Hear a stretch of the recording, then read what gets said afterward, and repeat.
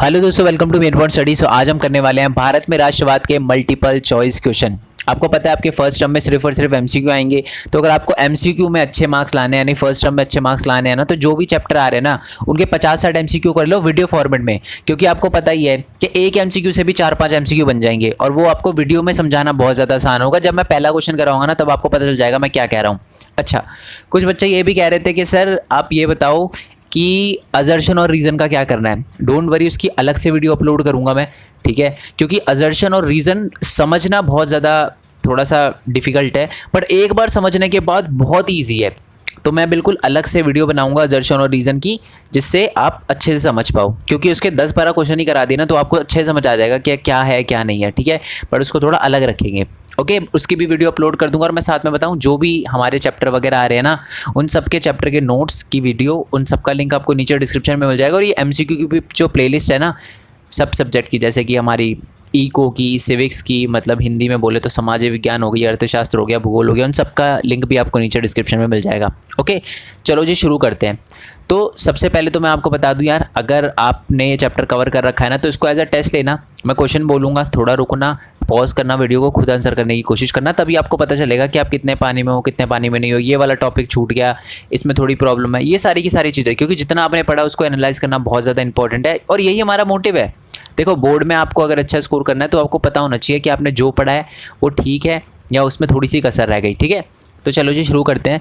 तो पहला क्वेश्चन है कि हमारा प्रथम विश्व युद्ध कब शुरू हुआ था। तो फर्स्ट वर्ल्ड वॉर कब शुरू हुआ था? फर्स्ट वर्ल्ड वॉर जो था वो 1914 में शुरू हुआ था, ठीक है जी। ये पहला क्वेश्चन बन गया। अब इसी से देखो सेकंड क्वेश्चन आएगा, आपको ये पूछा जा सकता है कि फर्स्ट वर्ल्ड वॉर एंड कब हुआ। तो हमारा जो फर्स्ट वर्ल्ड वॉर है वो 1918 में एंड हुआ, यानी 1914 से चला 1918 तक, ठीक है, 4 साल तक चला। आपसे ये पूछा जा सकता है कि क्या भारत प्रथम विश्व युद्ध में पार्टिसिपेंट था, पार्ट ले रहा था? बिल्कुल हाँ। बहुत सारे बच्चों को लगता है कि हम फर्स्ट वर्ल्ड वॉर में पार्ट नहीं थे, हम भी फर्स्ट वर्ल्ड वॉर में पार्ट थे, ठीक है।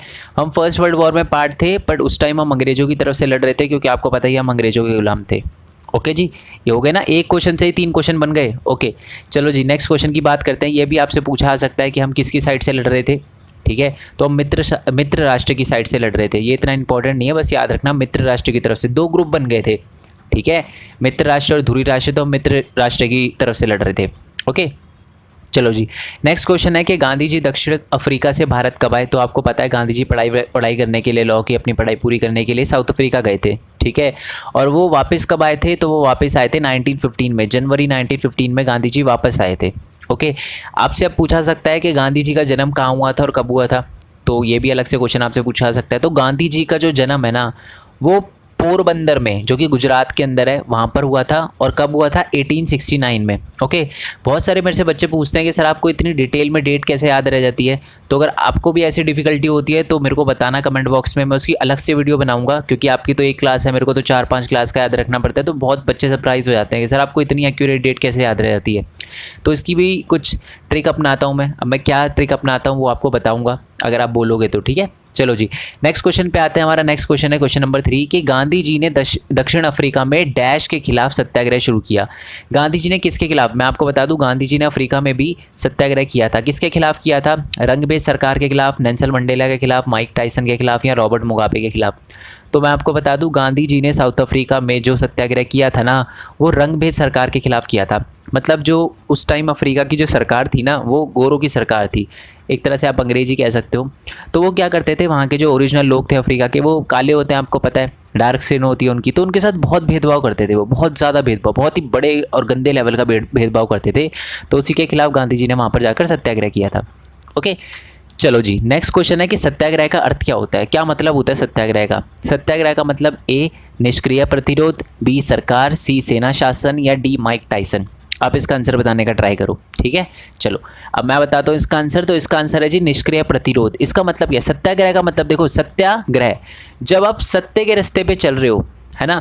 तो गांधी जी का ये मानना था अगर आपका रास्ता सच्चा है ना तो आपको किसी भी तरह का फोर्स यूज़ करने की ज़रूरत नहीं है, खून खराबा करने की ज़रूरत नहीं है, वॉयलेंस यूज़ करने की ज़रूरत नहीं है, हिंसा करने की ज़रूरत नहीं है। आप निष्क्रिय तरीके से भी प्रतिरोध कर सकते हो, यानी नॉर्मली भी आप किसी को अपोज कर सकते हो, आपको खून खराबा करने की ज़रूरत नहीं है, ठीक है। तो इसका आंसर हो गया ए, ओके जी। नेक्स्ट क्वेश्चन पे आते हैं।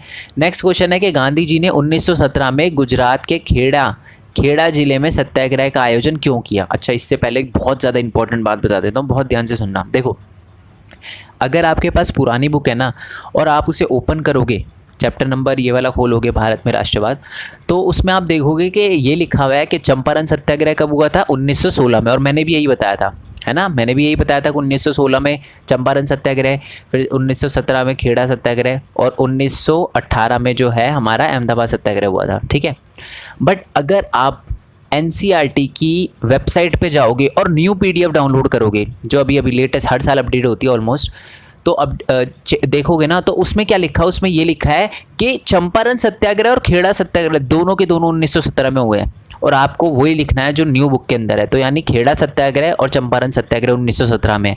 ये बात आप याद रखना बहुत अच्छे से, ठीक है। मैं बता दूं, हर साल ही चेंज होता है। जैसे कि अगर आप देखोगे तो हमारा जो पोल साइंस का चैप्टर है ना, उसमें ना एक ये था कि 2014 में कौन सी पार्टी कितना जीती थी। अब क्योंकि 2019 के इलेक्शन चले गए हैं, तो अब 2019 का डेटा भी अपडेट हो गया है। तो अगर आपके पास पुरानी बुक है तो एक बार वेबसाइट पे ncrt.in की वेबसाइट पे जाकर देखना और वहीं से ही बुक वगैरह को करना, अगर आपको किसी भी टाइप की कन्फ्यूजन आए तो, ठीक है। तो चलो जी, नेक्स्ट क्वेश्चन पे आते हैं। चलो यही पहले कर लेते हैं कि गांधी जी ने जो खेड़ा में सत्याग्रह किया था ना, वो क्यों किया था? ए, बागान श्रमिकों के समर्थन के लिए किया था। उच्च राजस्व यानी ज़्यादा टैक्स के विरोध में किया था। जो मील श्रमिक थे उनको, उनकी जो मांगे थी उनको पूरा करवाने के लिए किया था, या किसानों के ऋण की मांग करने के लिए किया था, मतलब किसानों के लिए टैक्स वगैरह की मांग करने के लिए किया था। तो मैं आपको बता दूं, जो गांधी जी है ना, उन्होंने खेड़ा सत्याग्रह पता है क्यों किया था? उन्होंने खेड़ा सत्याग्रह इसलिए किया था ताकि ना, पहली बात तो ये है कि 1917 में क्या हो गया था, खेड़ा के अंदर जो हमारे किसान थे ना, उनकी फसल ख़राब हो गई थी।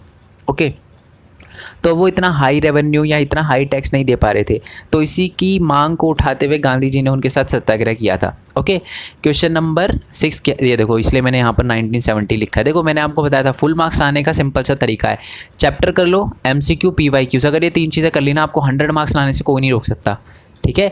तो जो मैंने वीडियो बनाई थी उसमें मैंने 1916 बताया था और 1916 ही था उस टाइम, ठीक है। आज 1917 हो गया तो मैंने MCQ में बता दिया आपको, ठीक है। इसलिए तीनों चीज़ें देखना इंपॉर्टेंट है आपके लिए। तो क्वेश्चन नंबर 16 है कि 1917 में चंपारण में सत्याग्रह क्यों आयोजित किया गया? तो गांधी जी ने जो 1917 में चंपारण सत्याग्रह किया था वो क्यों किया था? चंपारण पता है ना, बिहार के अंदर है। तो वो वाला जो सत्याग्रह किया था वो गांधी जी ने, मैं बता दूं, इसलिए किया था क्योंकि जो हमारे ब्रिटिशर थे ना, वो बार बार फोर्स करते थे हमारे किसानों को कि आप नील की खेती करो, ठीक है, क्योंकि उनसे उनको बहुत ज़्यादा फ़ायदा होता था अंग्रेज़ों को, ठीक है। तो उसी के खिलाफ, उसी के विरोध में गांधी जी ने चंपारण सत्याग्रह किया था किसानों के साथ मिलके।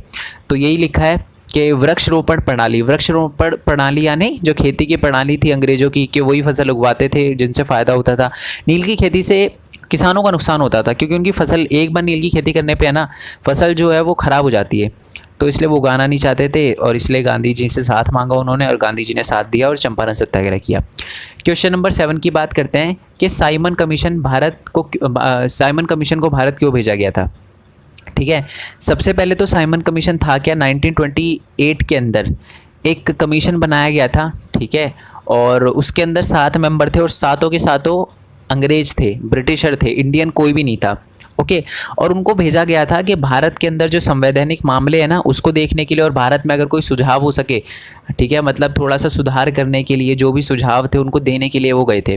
बट उनको वहीं से एयरपोर्ट से ही नारा देना स्टार्ट कर दिया कि go back Simon, Simon go back, ऐसा नारा देना स्टार्ट कर दिया था। क्यों देना स्टार्ट कर दिया था, अगर आपको पता है तो नीचे कमेंट बॉक्स में बताना, ठीक है। तो इसका आंसर आपको समझ आ गया ना कि भारतीय संवैधानिक मामलों को देखने और सुधार के सुझाव देने के लिए साइमन कमीशन को भारत भेजा गया था। ओके, क्वेश्चन नंबर 8 की बात करते हैं कि अलौरी सीताराम राजू क्यों प्रसिद्ध थे? तो मैं आपको बता दूं, जो अलौरी सीताराम राजू थे ना, ये कहाँ के थे? ये सबसे पहले ट्राइबल जो होता है ना, आदिवासी एरिया जो होता है हमारे आंध्र प्रदेश का, वहाँ के थे। तो ना वहाँ पर जो लोग थे, आदिवासी थे, उनके साथ बहुत बुरा होता था। क्या बुरा होता था? उनको जंगल में जाने नहीं दिया जाता था, वहाँ से लकड़ियाँ लेने नहीं दी जाती थी। तो उसी के खिलाफ अलौरी सीताराम राजू ने एक मिलिटेंट मूवमेंट, ठीक है, मिलिटेंट मूवमेंट, ये गुरिल्ला मूवमेंट आपने सुना? गुरिल्ला मूवमेंट का, गोरिल्ला नहीं बोल रहा मैं यहाँ पर, गुरिल्ला बोल रहा हूँ। गुरिल्ला का मतलब होता है जब आप हथियारों से नहीं, अपने औजारों से लड़ो, ठीक है, क्योंकि वहाँ पर आदिवासियों के पास तो कुछ नहीं होता, भाले वगैरह वही होते, तो उनसे ही लड़ो, ठीक है।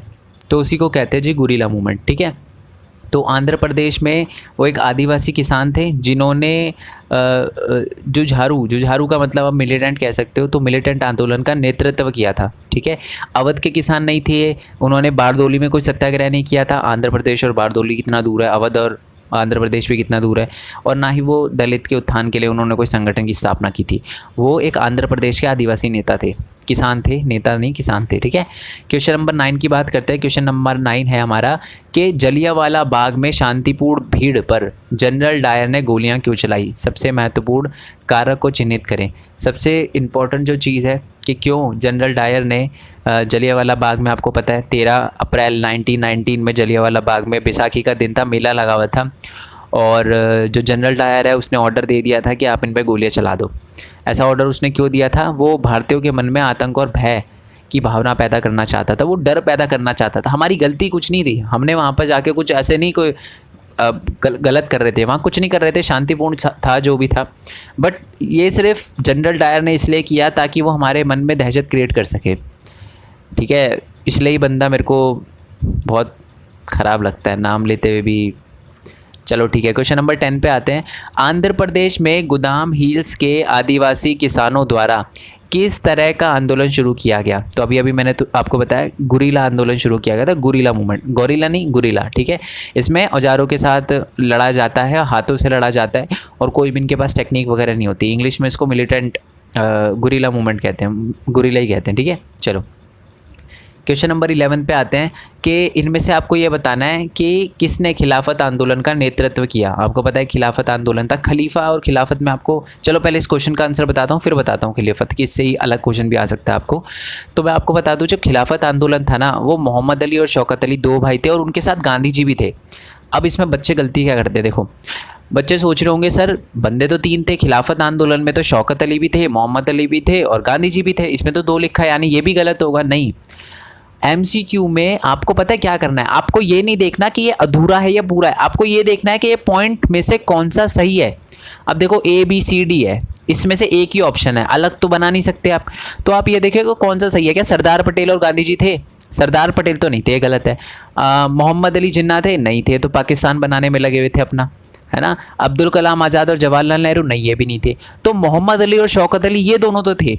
ठीक है, ये तो कंफर्म है, ये जो लाइन लिखी हुई यहाँ तक एकदम सही है, तो इसलिए A मार्क करना है। देखो मैं टिप्स एंड ट्रिक्स भी बताते जा रहा हूँ, तो आपको क्या करना है, एलिमिनेट करना है, जो गलत है ना उसको पहले हटाते जाओ। कि सरदार पटेल ये तो बिल्कुल नहीं थे, अबुल कलाम आज़ाद ये भी बिल्कुल नहीं थे, ठीक है, और साथ ही में जो हमारे जवाहरलाल नेहरू थे ये भी नहीं थे, तो ये दोनों थे, तो यही हो सकता है। ठीक है, ऐसे नेक्स्ट क्वेश्चन की बात करते हैं कि गांधी जी ने असहयोग आंदोलन क्यों वापस ले लिया। ये तो आपको पता ही है कि गांधी जी ने असहयोग आंदोलन चलाया था। कब चलाया था? जनवरी 1921 में। ठीक है, और उन्होंने वो असहयोग आंदोलन वापस भी ले लिया था। क्या रीज़न था? सिंपल सा रीज़न था कि गांधी जी ने महसूस किया कि आंदोलन कई जगहों पर हिंसक हो रहा है। ठीक है, बात ये थी कि गांधी जी ने असहयोग आंदोलन चला दिया था, वो अहिंसा के पुजारी थे, अहिंसा को सपोर्ट करते थे, खून खराबे को सपोर्ट नहीं करते थे। बट बहुत सारी ऐसी जगह थी जहाँ पर खून खराबा होने लग गया था, लड़ाई होने लग गई थी ब्रिटिशर और इंडियन के बीच में, सत्याग्रहों के बीच में। तो इसके चलते गांधी जी ने वापस ले लिया असहयोग आंदोलन। अब वो कौन सा स्पेसिफिक इवेंट था जिसके बाद गांधी जी ने वो वापस लिया? अगर वो आपको पता है कि असहयोग आंदोलन किस स्पेसिफिक इवेंट, घटना के बाद गांधी जी ने असहयोग आंदोलन वापस लिया, तो वो कमेंट करके बताना। ठीक है, मार्क करते जाओ कि आपके कितने सही है कितने गलत, पता है ना, टेस्ट की तरह लेना है इसको। ठीक है, चलो जी, नेक्स्ट क्वेश्चन है कि सनातनी कौन थे? बुक के अकॉर्डिंग माना जाता है जो उच्च जाति के हिंदू थे ना उस टाइम, कांग्रेस में ज़्यादातर सनातनी थे। अच्छा, मैंने खलीफा वाला भी नहीं बताया ना, चलो पहले इसको कर लेते हैं, फिर खलीफा वाले पे आते हैं दोबारा से, खिलाफत पे। ठीक है, तो सनातनी कौन थे? ये बेसिकली उच्च जाति के हिंदू माने जाते थे उस टाइम, जो कांग्रेस में सारे ऐसे ही थे, थोड़ा डिस्क्रिमिनेट बहुत ज़्यादा करते थे, है ना। चलो अब आते हैं थोड़ा सा दोबारा से, कहाँ गया वो क्वेश्चन? हाँ, खिलाफत आंदोलन। देखो बात क्या थी कि एक टाइम था जब ऑटोमन एम्पायर था। ठीक है, एक ऑटोमन एम्पायर था, एक मुस्लिम एम्पायर था वो। ठीक है, तो जब फर्स्ट वर्ल्ड वॉर हुआ ना तो वो हार गया। ठीक है, अब ये अजम्पशन लगाया जा रहा था, ये रूमर फैल गया, ये अफवाह फैल गई कि अब है ना जो जीते हैं वो क्या करेंगे, इस खलीफा की पावर पे, खलीफा का मतलब क्या होता है कि रिलीजियस पोस्ट होती है, सबसे बड़ी पोस्ट मानी जाती है इस्लाम में। ठीक है, उनका सबसे बड़ा लीडर माना जाता है जहाँ तक मेरे को पता है। ठीक है, तो अब हुआ क्या कि ये अफवाह फैल गई कि उनकी पावर को डिक्रीज कर दिया जाएगा, तो पूरी दुनिया में जितने भी मुस्लिम है ना, उन्होंने उसके खिलाफ आवाज़ उठाना शुरू कर दिया। भारत में भी उस टाइम आपको पता है पाकिस्तान और बांग्लादेश मिला हुआ था, पॉपुलेशन बहुत बड़ी थी, तो हमने भी उनका साथ दिया, मोहम्मद अली, शौकत अली का, इसीलिए गांधी जी ने भी साथ दिया। ठीक है, चलो क्वेश्चन नंबर अब नेक्स्ट की बात करते हैं। हाँ जी, साइमन कमीशन के साथ मुख्य समस्या क्या थी? ये मैंने आपसे पूछा था ना कि साइमन कमीशन को वापस जाने के लिए क्यों बोल दिया, गो बैक साइमन के नारे क्यों लगने लग गए थे? तो इसका आंसर है जी, यह एक पूर्ण ब्रिटिश आयोग था। इसका क्या मतलब है, उसके अंदर 7 मेंबर थे और सातों के साथ वो अंग्रेज थे। तो इंडियन लोगों ने बोला कि भाई आप हमारी हेल्प करने के लिए, हमारी कंट्री में रिफॉर्म करने के लिए आ रहे हो और आप कोई इंडियन ही नहीं डाल रहे, आपको तो ढंग से ये भी नहीं पता कि अगर आप ना लैंग्वेज जानते, ना कल्चर जानते, ना बातें जानते हमारी, आपको कुछ नहीं पता, आप कैसे रिफॉर्म ला सकते हो? किसी तो इंडियन को घुसाओ। बट उन्होंने ऐसा नहीं किया, इसी की वजह से यही सबसे बड़ी समस्या थी उनकी। क्वेश्चन नंबर 15 की बात करते हैं। हिंद स्वराज एक बुक लिखी गई थी, वो किसके द्वारा लिखी गई थी? अबुल कलाम आज़ाद, आज़ाद ही लिख दिया बट आज़ाद है उनका नाम, महात्मा गांधी, सरदार पटेल और सुभाष चंद्र बोस। तो जो हमारी हिंद स्वराज थी ना, वो महात्मा गांधी ने लिखी थी। ठीक है, कब लिखी थी कमेंट करके बताना आप, आगे क्वेश्चन आएगा वैसे तो इसका। नेक्स्ट क्वेश्चन है कि भारत ने रॉलेट एक्ट का, यानी जो भारतीय थे, भारतीयों ने रॉलेट एक्ट का विरोध क्यों किया? आपको पता है ना, एक रॉलेट एक्ट निकाला था अंग्रेजों ने, है ना, उसका विरोध क्यों किया? रॉलेट एक्ट में ऐसी बातें लिखी हुई थी जो भारतीय लोगों को बिल्कुल पसंद नहीं आई। क्या बात लिखी हुई थी? वो है सी, इसमें अंग्रेज़ों को बिना मुकदमे के किसी भी व्यक्ति को गिरफ्तार करने और हिरासत में लेने की शक्ति दे दी। बात ये थी कि रॉलेट एक्ट में ये बोला गया, इंपीरियल लेजिस्लेचर काउंसिल ने ये पास किया था ये बिल एक्ट, और इसमें ये बोला गया था कि कोई भी अगर पॉलिटिकल बंदा, कोई भी बंदा अगर अंग्रेज़ों का विरोध करेगा तो अंग्रेज़ों से 2 साल के लिए, वैसे मैं पूछने वाला था, चलो मैंने पहले ही बता दिया, 2 साल के लिए बिना किसी सबूत के किसी भी बंदे को जेल में डाल सकता है। सोचो कितना ख़तरनाक है। मतलब ऐसे तो लोगों में दहशत रहेगा कि यार हम कुछ करेंगे, थोड़ी सी आवाज़ उठाएंगे तभी हमें जेल में डाल देंगे। तो ये किया था अंग्रेज़ों ने रॉलेट एक्ट से।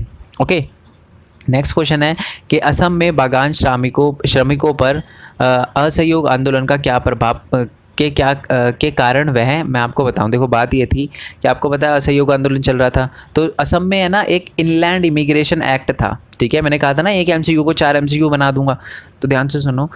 एक है ना, अंग्रेज़ों ने एक 1859 में, हाँ जी 1859 में एक इनलैंड इमिग्रेशन एक्ट पारित किया था, जिसमें ये बोला गया था कि जो भी बंदा इस बागान में काम करने के लिए आएगा ना, जो भी श्रमिक, वो बिना परमिशन के इस बागान से बाहर नहीं जा सकता। और ऐसी परमिशन दी भी बहुत कम जाती थी। बट जब वहाँ के लोगों को, जब हमारा असहयोग आंदोलन गांधी जी ने शुरू किया ना, तो फिर वहाँ के लोगों को पता चला, बागान के लोगों को कि जी गांधी जी ने असहयोग आंदोलन शुरू किया, तो उन्होंने कहा, वो अपने लीडर के पास गए, लीडर मतलब वहाँ के जो ब्रिटिश ऑफिसर था उसके पास गए कि भाई तुम अपना काम संभालो, गांधी जी हमारी हेल्प कर रहे हैं, फालतू मत बोलना, हम यहाँ से जा रहे हैं, तुम्हारी जो बस किया वो कर लो। ऐसे बोल के वो निकल गए। बट दिक्कत की बात थी, गांधी जी ने ऐसा कुछ नहीं बोला था। ठीक है, उन्होंने ये नहीं बोला था कि जी बागान वगैरह छोड़ दो। तो जब वो रेलवे स्टेशन पे पहुँचे तो पुलिस वालों ने देख लिया उसको, अंग्रेज़ों के, और फिर उनको मारते हुए वापस बागानों में लेकर आए। ठीक है, तो इसका मतलब है कि वो वृक्षारोपण छोड़कर, मानिए जो बागान थे उनको छोड़कर घर चले गए थे, आ नहीं पाए थे, वो अलग बात है, मैंने आपको बताया रेलवे स्टेशन पर पकड़ लिया गया था उनको। नेक्स्ट क्वेश्चन है जी, पूर्ण स्वराज का प्रस्ताव किस अधिवेशन में पारित किया गया था? आपको पता है पूर्ण स्वराज की बात करी गई थी। ठीक है, वो जो पूर्ण स्वराज की बात थी वो लाहौर सम्मेलन में करी गई थी। लाहौर आज के टाइम में पाकिस्तान के अंदर है। 1929 के अंदर ये लाहौर सेशन हुआ था, जिसमें पूर्ण स्वराज की बात करी थी। किसने बात करी थी? जवाहरलाल नेहरू ने। याद रखना है, ठीक है। चलो साल भी याद रखना, 1929। और मैं आपको बता दूं लाहौर सेशन, अच्छा पूर्ण स्वराज का मतलब क्या होता है? पूरी आज़ादी बोले तो, मतलब कंप्लीट फ्रीडम चाहिए हम अंग्रेजों से, ये बात बोली थी जवाहरलाल नेहरू ने। ठीक है, अब आपसे ये क्वेश्चन पूछा गया है, मैं आपको बता दूं 1929 में ना जो अंग्रेज़ थे, अक्टूबर के टाइम में जो हमारा लाहौर सेशन हुआ था वो दिसंबर में हुआ था। उससे पहले है ना जो ब्रिटिश के सबसे बड़ी पोस्ट होती ना वायसराय, उन्होंने कांग्रेस को बोला कि हम क्या करते हैं कि इंडिया को एक डोमिनेंट स्टेटस दे देते हैं। अब डोमिनियन स्टेटस का क्या मतलब होता है कि थोड़ी बहुत आज़ादी दे देते हैं, थोड़ी बहुत फ्रीडम दे देते हैं। ठीक है, और ये जो प्रस्ताव था ये एक वायसराय ने रखा था, उसका नाम क्या था? Lord Mountbatten, Lord Dalhousie, Lord Irwin, या इनमें से कोई नहीं, तो इसका आंसर है लॉर्ड इरविन। लॉर्ड इरविन ने यह बोला था कि हम है ना आपको डोमिनियन स्टेटस दे देते हैं, थोड़ी बहुत आज़ादी दे देते हैं, कभी बताऊंगा आपको इसका पूरा डोमिनियन स्टेटस में क्या क्या चीज़ें होती है। तो उन्होंने बोला डोमिनियन स्टेटस दे देंगे, आप पूर्ण आज़ादी मत मांगो, हमें बाहर मत निकालो यहाँ से, ऐसा बोला उन्होंने, ठीक है। तो हमें उन्होंने कहा कि हम पूरी फ्रीडम तो नहीं देंगे, डोमिनियन स्टेटस दे देंगे, ठीक है। इसी के बाद फिर जवाहरलाल नेहरू ने बोला नहीं, हमें तो पूर्ण आज़ादी चाहिए, फिर लाहौर सेशन हुआ, है ना। नेक्स्ट क्वेश्चन की बात करते हैं, क्वेश्चन नंबर 20। निम्नलिखित में से कौन सा महात्मा गांधी का अंग्रेज़ों के खिलाफ लड़ने का नया तरीका था? तो मैं आपको बता दूं, गांधी जी जो थे स्टार्टिंग में कौन सा तरीका था जिससे वो लड़ाई, मतलब अंग्रेज़ों के खिलाफ उन्होंने लड़ाई लड़ी? हिंसक तरीके से, या कार्यालयों में आगजनी करके, आग वगैरह लगाकर, हिंसा करके, या उन्होंने शांतिपूर्वक प्रदर्शन किया, सत्याग्रह किया, या अहिंसा की? तो आपको पता ही है गांधी जी जो थे वो अहिंसा का पालन करते थे, तो इसका आंसर है डी। ओके, इसी से एक चीज़ और बताता हूँ। आपको पता है गांधी जी ने एक बात बोली थी, आई फॉर एन आई, ठीक है। इसका मतलब है आँख में आँख डालकर, आँख से आँख मिलाना, ऐसे होता ना कि डराना किसी को। तो गांधी जी ने बाद में ये भी बोल दिया था कि भाई आँख से आँख मिलाकर लड़ना है इनके साथ, जो फालतू बोले, आपके साथ कोई गलत करे गलत करो, अच्छा करे अच्छा करो, है ना। क्विट इंडिया मूवमेंट, इसके बारे में बात करेंगे। भारत छोड़ो एक आंदोलन हुआ था, है ना। चलो क्वेश्चन नंबर 21 पे आते हैं। नोट करते जाना कितने मार्क्स आए हैं, कमेंट बॉक्स में बताना, ठीक है। और वीडियो शेयर कर दो यार, अभी तक अगर आपने वीडियो शेयर नहीं करी तो अगर आप यहाँ तक देख रहे हो तो आई होप आपको वीडियो अच्छी लगी होगी। तो स्टेटस पे लगाओ, कुछ भी करो। इस साल हमें किसी भी हालत में वो जो सिल्वर कलर वाली आती है ना 1 लाख पे, वो चाहिए ही चाहिए, ठीक है। मेरी तरफ से देखो, अभी तक आप देखोगे ना, बाकी चैनल देखोगे तो वो अभी तक सिर्फ बता ही रहे हैं कि जी कैसे करना है, फर्स्ट टर्म कैसे करना है, और हम स्टार्ट कर चुके हैं। मैं पहले चैप्टर के MCQ डाल भी चुका हूँ, ठीक है। तो इसका मतलब मेरी तरफ से आपको किसी भी टाइप की कोई प्रॉब्लम नहीं आएगी। आप भी अपनी तरफ से पूरी रखो। बाकी अगर हो गए तो बहुत अच्छी बात है, अगर नहीं हुए तो कोई बात नहीं, बस आपके फुल मार्क्स आने चाहिए, ठीक है। चलो अब आते हैं क्वेश्चन पे कि सत्याग्रह का क्या अर्थ है। तो आपको पता ही है, सत्याग्रह का मतलब है निष्क्रिय प्रतिरोध, यानी ये कमज़ोरों का ना बहुत बड़ा हथियार है। कि निष्क्रिय प्रतिरोध का मतलब है आप सच्चाई के रास्ते पे चल रहे हो तो खुद को खून खराबा करने की ज़रूरत ही नहीं, अहिंसा का मार्ग है ये, ठीक है। ओके, नेक्स्ट क्वेश्चन की बात करते हैं, क्वेश्चन नंबर 22। रॉलर टैक्स लागू करने का क्या उद्देश्य था? वही था जो रॉलर टैक्स था, उसने सरकार को किसी भी व्यक्ति को बिना किसी मुकदमे के, बिना दोषी सिद्ध किए अदालत में बिना पेश किए उसको 2 साल तक कैद में रखने का पावर मिल गई थी अंग्रेज़ों को, ठीक है। तो यही था रॉलर टैक्स, और इसीलिए वो पारित किया था अंग्रेज़ों ने। 2 साल याद रखना, 2 साल एग्जाम में लिखना मत भूलना, 2 साल के लिए ही पकड़ते थे वो। क्वेश्चन नंबर 25 की बात करते हैं कि हिंद स्वराज जो थी, गांधी जी ने जो बुक लिखी थी वो कब प्रकाशित हुई थी? तो मैं आपको बता दूं वो 1909 में प्रकाशित हुई थी। ओके, नेक्स्ट क्वेश्चन की बात करते हैं कि खिलाफत कमेटी, अभी थोड़ी देर पहले खिलाफत की बात हो रही थी, तो जो हमारे मोहम्मद अली और शौकत अली थे उन्होंने खिलाफत समिति भी बनाई थी। कहाँ बनाई थी? बॉम्बे में बनाई थी। कब बनाई थी? क्वेश्चन, ये भी क्वेश्चन में पूछा सकता है कि खिलाफत कमेटी कब बनाई थी? 1919 में। कहाँ बनाई थी? बॉम्बे में। ओके, लीडर कौन थे? मोहम्मद अली, शौकत अली, बाद में गांधी जी भी आ गए थे। नेक्स्ट क्वेश्चन की बात करते हैं, क्वेश्चन नंबर 27। असहयोग जो हमारा असहयोग खिलाफत आंदोलन कब शुरू हुआ था? तो आपको पता ही है कि जो असहयोग खिलाफत आंदोलन है वो जनवरी 1921 में शुरू हुआ था। ओके, क्वेश्चन नंबर 28 की बात करते हैं, गांधी जी द्वारा असहयोग आंदोलन को बंद करने का निम्नलिखित में से कौन सा कारण था? तो वही जो मैंने अभी आपसे पूछा था कि एक जगह हिंसा हुई थी जिसके बाद गांधी जी ने असहयोग आंदोलन वापस ले लिया था। तो वो किस एरिया की हिंसा थी? तो वो थी जी चौरा चौरी की घटना। चौरा चौरी के अंदर जो पुलिस वाले थे, ब्रिटिश के पुलिस वाले थे, और हमारे जो सत्याग्रही थे उनके बीच में लड़ाई हो गई थी, खून खराबा हो गया था, 11 से ज़्यादा लोग मारे गए थे, बहुत ज़्यादा ही मारे गए थे, ये नंबर है उस टाइम ऑफिशियल दिया गया था। तो उसके बाद गांधी जी ने असहयोग आंदोलन वापस ले लिया था। ओके, चलो नेक्स्ट क्वेश्चन की बात करते हैं, क्वेश्चन नंबर 25। बाबा रामचंद्र एक सन्यासी निम्नलिखित में से किस आंदोलन के नेता थे? खिलाफत आंदोलन के नेता थे, आंध्र प्रदेश के आतंकवादी गुरिल्ला आंदोलन के, आतंकवादी नहीं होगा ये, मिलिटेंट है, बट हमेशा मिलिटेंट का मतलब आतंकवादी नहीं होता, गुरिल्ला कर देते हैं, ठीक है। तो खिलाफत आंदोलन, अच्छा चलो मिलिटेंट का मतलब बता देता हूँ मैं। मिलिटेंट ये क्योंकि मैंने यूज़ किया था तो मिलिटेंट को आतंकवादी बना दिया था। देखो आतंकवादी क्या होते हैं, जो जैसे कि उस टाइम है ना, बात ये थी कि उस टाइम है ना अंग्रेज़ हमारे साथ बहुत बुरा कर रहे थे, हमें अंग्रेज़ों के ख़िलाफ़ आवाज़ उठानी थी, तो हम लोगों ने ही लड़ना स्टार्ट किया, ठीक है। हमें ना कोई गोलियाँ चलानी आती थी, ना हमें ट्रेनिंग मिली हुई थी, ना हमने बम बनाए थे, हमने कुछ नहीं किया, हमने बस लड़ाई करी उनसे। तो यही होता है, ठीक है। बट हम कोई आतंकवादी नहीं थे, हम बहुत सही थे, गलत के साथ गलत और सही के साथ सही। और आपको पता ही अंग्रेज़ों ने हमारे साथ क्या किया था, ठीक है। तो आंध्र प्रदेश के गुरीला आंदोलन जो थे, रामचंद्र एक सन्यासी थे, तो उन्होंने क्या आंध्र प्रदेश का गुरीला आंदोलन किया था? नहीं, वो तो लॉरी सीताराम राजू थे। खिलाफत आंदोलन शौकत अली मोहम्मद अली थे, जो अवध के अंदर, ये अवध है, ठीक है, अवध के जो किसान थे उनके आंदोलन के नेता थे वो। बिल्कुल सही बात है। मैं आपको बता दूं, बाबा रामचंद्र एक सन्यासी थे और वो एक इंडेंजर्ड लेबर थे। इंडेंजर्ड को कहते हैं गिरमिटिया। गिरमिटिया का क्या मतलब होता है? देखो ध्यान से मेरी बात सुनना। गिरमिटिया का मतलब होता है, जैसे कि आपको पता है, आप है ना वेस्ट इंडीज़, अगर कोई बच्चा क्रिकेट देखता हो तो उसे पता होगा, ठीक है। मेरे को वैसे इतना ज़्यादा नहीं पता, बट मैंने एक बात नोटिस करी है, आपने भी करी होगी, ठीक है। आप अगर वेस्ट इंडीज़ की टीम देखोगे ना, वेस्ट इंडीज़ आपको पता है ना कोई कंट्री नहीं है, आई होप आपको ये पता हो, बहुत जो आइलैंड वगैरह उनको मिला के वेस्ट इंडीज़ की टीम बनी है। तो आप उसमें नोटिस करना, कुछ इंडियन, ऐसे लगता है कि कुछ इंडियन प्लेयर हैं, उनके नाम इंडियन लगते हैं, बट आप फिर सोचते हो यार ये कहाँ से आके इंडियन कैसे हो सकते हैं, इनके नाम इंडियन जैसे कैसे हो सकते हैं। तो मैं आपको बताता हूँ, बात ये थी अंग्रेज़ों के टाइम में ना, अंग्रेज़ दूसरी जगहों पर काम करने के लिए भेज देता था। अब कुछ लोग थे जो कैरिबियन गए, फिर वहीं के हो गए, रह गए, तो वो उन्हीं के पूर्वज थे, फिर बच्चे हुए उनके, ऐसे ऐसे करके, है ना। तो वैसे ही हमारे साथ भी था। ये फ़िजी में गए थे काम करने के लिए बाबा रामचंद्र, ये वापस आ गए थे, बट कुछ आज भी वहाँ पर रहते हैं फ़िजी के, ठीक है, मॉरिशस वगैरह में, ये सारे के सारे, है ना। चलो, तो ये अवध के किसान थे। तो अवध किसान सभा बनाई गई थी, उसकी स्थापना किसने की थी? देखो एक नाम तो आपको पता चल गया। इस चैप्टर में एक ही अवध के नेता के बारे में हमने सुना है, किसके बारे में?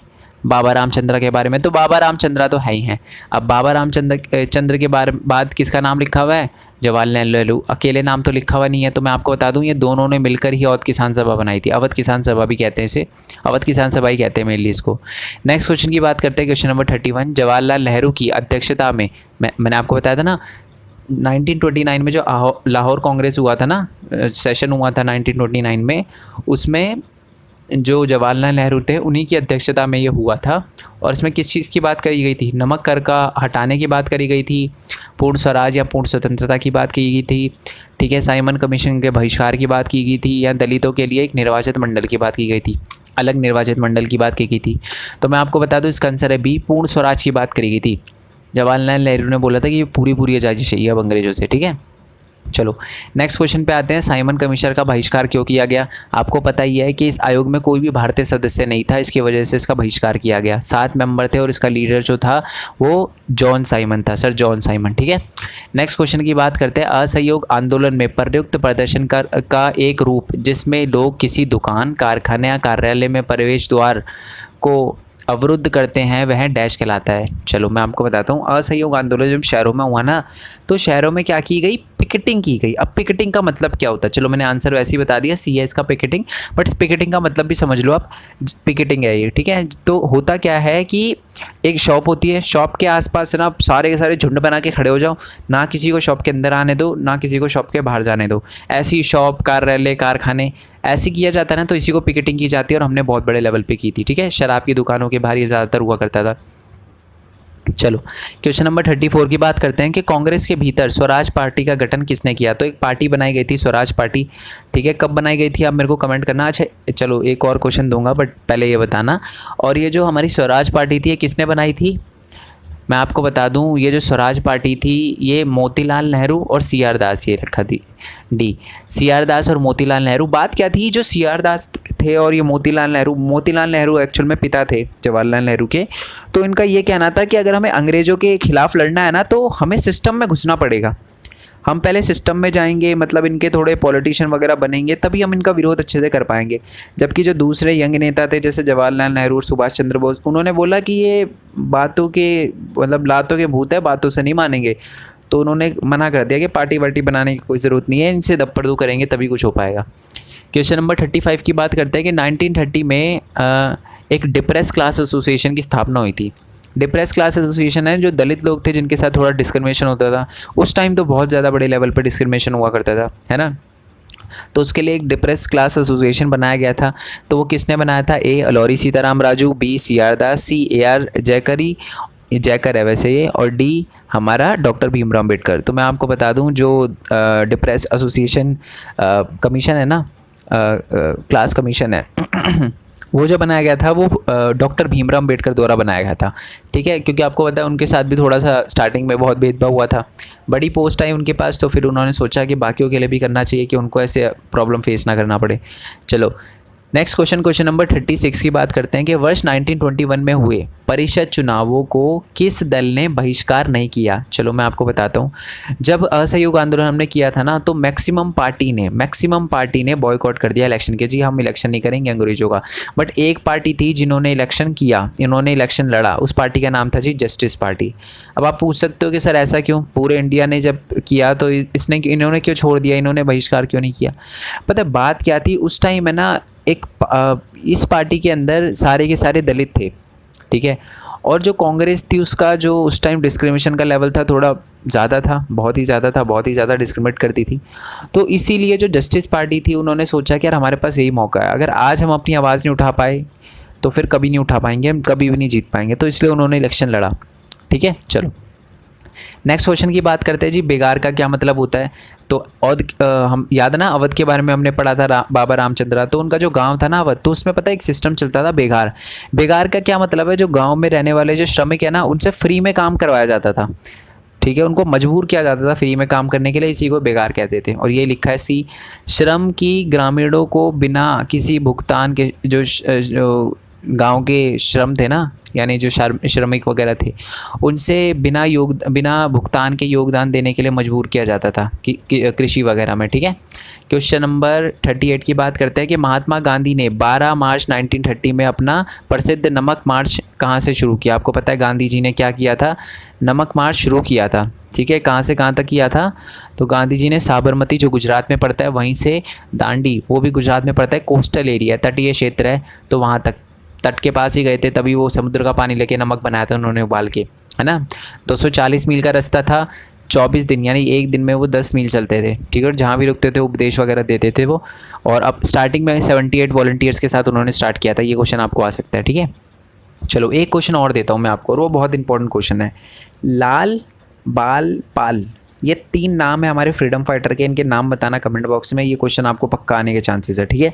चलो नेक्स्ट क्वेश्चन है, किस उद्योगपति ने भारतीय अर्थव्यवस्था पर औपनिवेशिक नियंत्रण पर हमला किया और सविनय अवज्ञा आंदोलन का समर्थन किया। तो मैं आपको बता दूं बहुत बड़े बड़े उद्योगपति भी थे जिन्होंने गांधी जी के जो आंदोलन थे, सविनय अवज्ञा आंदोलन, उनको सपोर्ट किया था।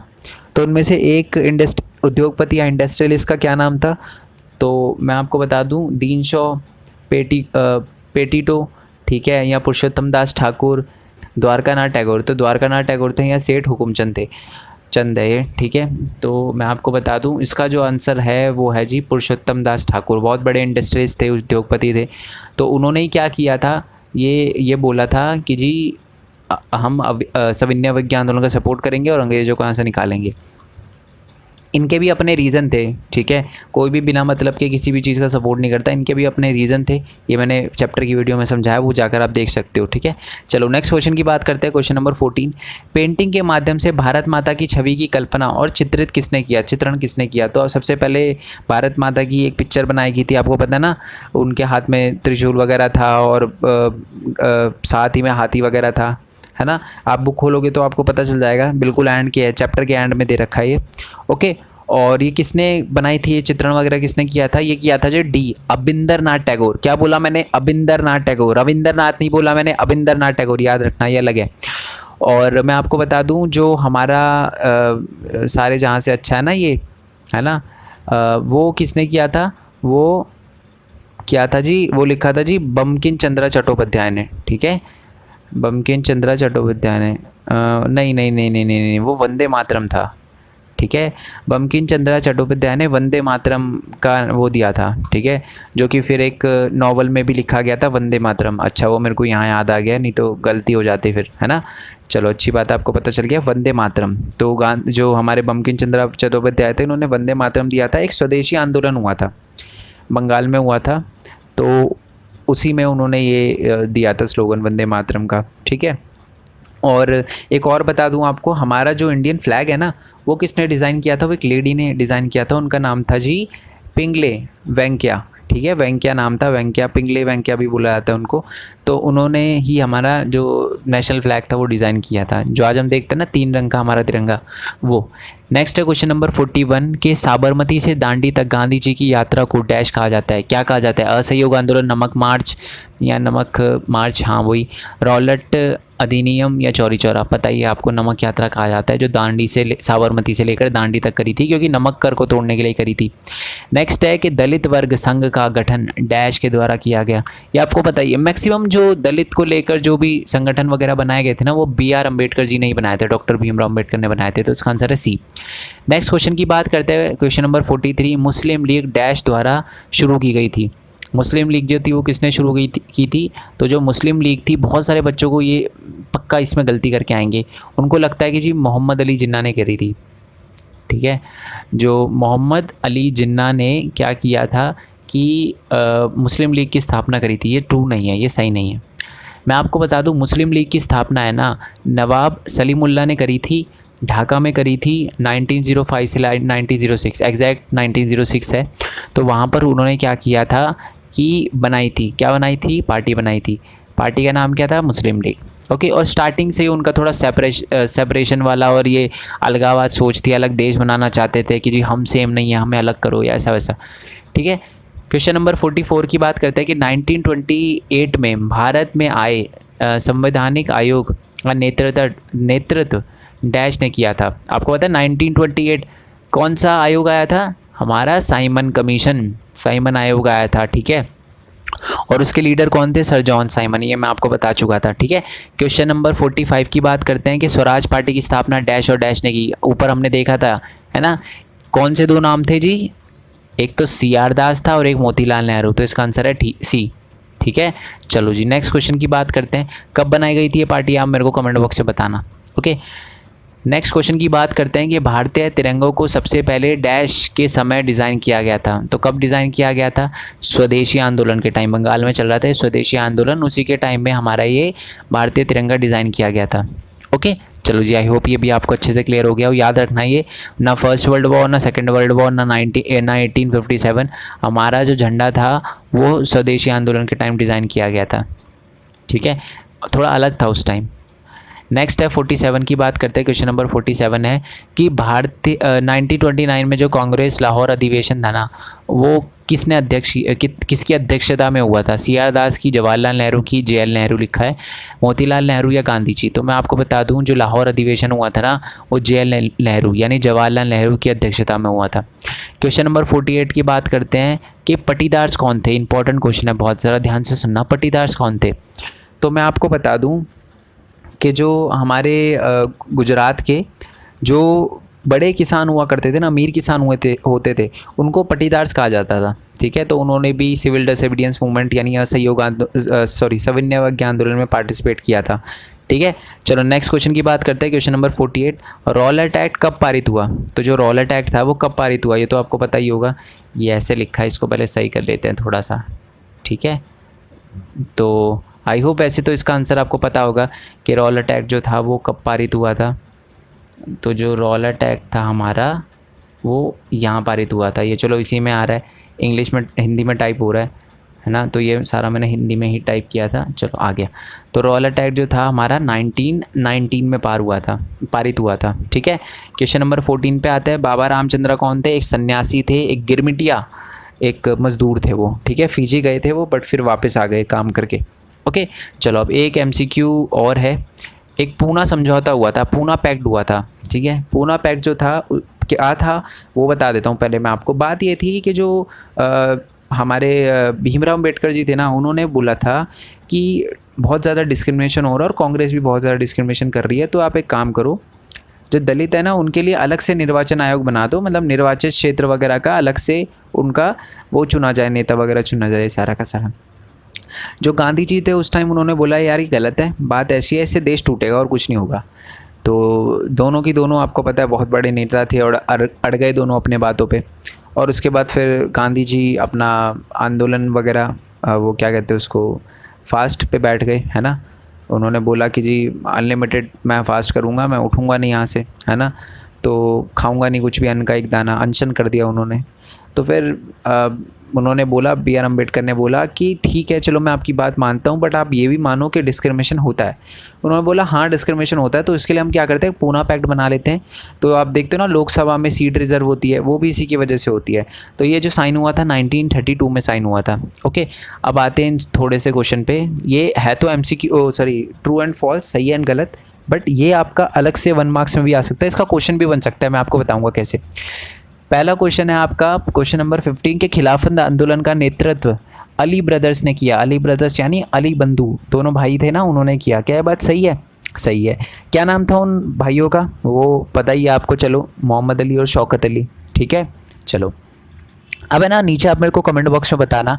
आई होप आप वीडियो देख रहे हो ना तो आपको समझ भी आता जा रहा है कि जो हमारे अली ब्रदर्स थे ना, जो भाई बंधु थे, उन्होंने क्या किया था, एक खिलाफत कमेटी बनाई थी। कौन से साल में और कहाँ बनाई थी वो मेरे को नीचे कमेंट बॉक्स में बताना। ठीक है, चलो जी। नेक्स्ट क्वेश्चन है कि बाबा रामचंद्र और जवाहरलाल नेहरू ने अवध किसान सभा की अध्यक्षता की थी। ये बिल्कुल सही बात है, करी थी उन्होंने। नेक्स्ट क्वेश्चन है कि जी बेगार शब्द का अर्थ है बेघर मजदूर। क्या ये बात सही है? गलत है। पता है ना बेगार का क्या मतलब है? जब ज़बरदस्ती काम करवाया जाता है ना, बिना पैसे के काम करवाया जाता है हमारे मज़दूरों से, और ये अवध में चलता था, तो उसी को हम बेगार कहते हैं। ओके, क्वेश्चन नंबर 53 पे आते हैं। ये बड़ा इजी है, और बट ये क्वेश्चन बहुत बार आया हुआ है, इसलिए मैंने इंक्लूड किया है। ऐसे तो कॉमन सेंस से भी आप इसका आंसर कर सकते हो। क्वेश्चन ये है कि अलौरी सीताराम राजू चमत्कार कर सकते थे। सही या गलत? The answer is false. कोई भी बंदा चमत्कार नहीं कर सकता, ये माना जाता था वो कर सकते हैं, बट ऑब्वियसली बात है ट्रू नहीं है। क्वेश्चन नंबर 54 की बात करते हैं कि तमिल लोक कथाओं में 4 खंड संग्रह, जैसे दक्षिण भारत के जो लोकगीत थे वो नतेसा शास्त्री द्वारा प्रकाशित किए गए थे।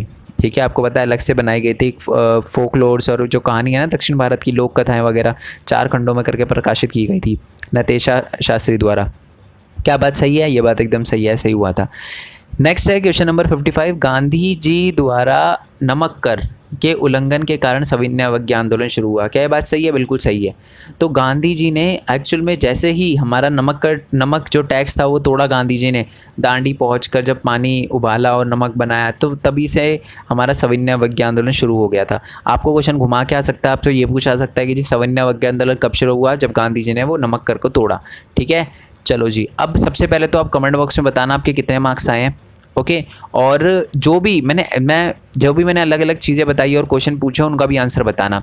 और आई होप आपको वीडियो अच्छी लगी हो यार, और वीडियो अच्छी, अगर आप यहाँ तक देख रहे हो तो वीडियो अच्छी लगी होगी, तो वीडियो को लाइक करना मत भूलना, चैनल को सब्सक्राइब करना मत भूलना, और वीडियो को शेयर करना मत भूलना। ठीक है, मैं सच कह रहा हूँ कि कुछ होते हैं, आपने देखा होगा यूट्यूब पे स्ट्रैटेजी बताने वाले, उनका स्ट्रैटेजी पे चैनल चलता है, बट ये चैनल स्ट्रैटेजी पे नहीं चलता, एफर्ट पे चलता है।